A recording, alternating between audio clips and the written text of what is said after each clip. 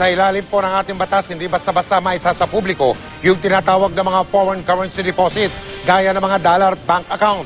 Kaya posible raw na gamitin yung mga yan para makapagtago ng nakaw na yaman. Naniniwala tuloy ang ilang abogado na napapanahon na para amyendahan ang batas. Nakatutok si Bernadette Reyes. Sa unang pag-upo ni Chief Justice Renato Corona sa witness stand ng Senate Impeachment Court, sinabi niyang hindi 82 kundi 4 lang ang kanyang dollar accounts. Pero hindi niya ito idineklara sa kanyang SALN dahil sa provision ng Republic Act 6426 o ang Foreign Currency Deposit Act.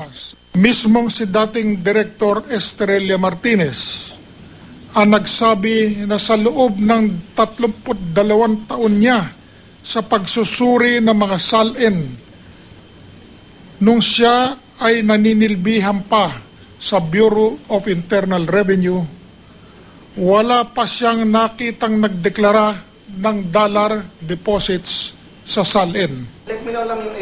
Sa ilalim kasi ng naturang batas, hindi maaaring isa publiko ang foreign currency account kung walang pahintulot ng account holder. It is absolutely confidential nature. Alright, and no person, not even judicial body, administrative nor legislative, can compel anyone to disclose. The only exception is that upon written permission of the depositor. Pero para sa UP College of Law professor na si Attorney Rowena Dacoy Morales, kasama sa maituturing na assets ng punong maestrado ang mga foreign deposits. Kung gusto niyang itago kung magkano yung nasa bangko niya in dollars, no, and still keep to the spirit of the SALN, edi kinonvert niya into peso. Tapos ito ang aking total cash on hand. Sa kasaysayan ng Pilipinas, isang beses pa lang napabuksan ang foreign currency deposit account nang walang pahintulot ng account holder.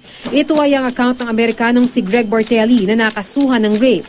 Binusisi ang kanyang account matapos magdesisyon ng korte na bayaran ng 1 milyong pisong danyos ang kanyang biktima.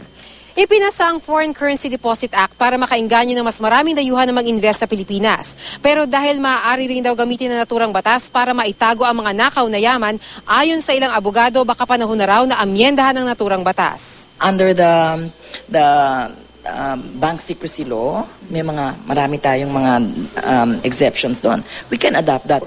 Anybody now in the government service may hide their assets in the guise of foreign currency deposits. The Ombudsman, the Sandigan Bayan, they themselves cannot even issue court processes to open the bank accounts because of the very nature of the Foreign Currency Deposit Acts.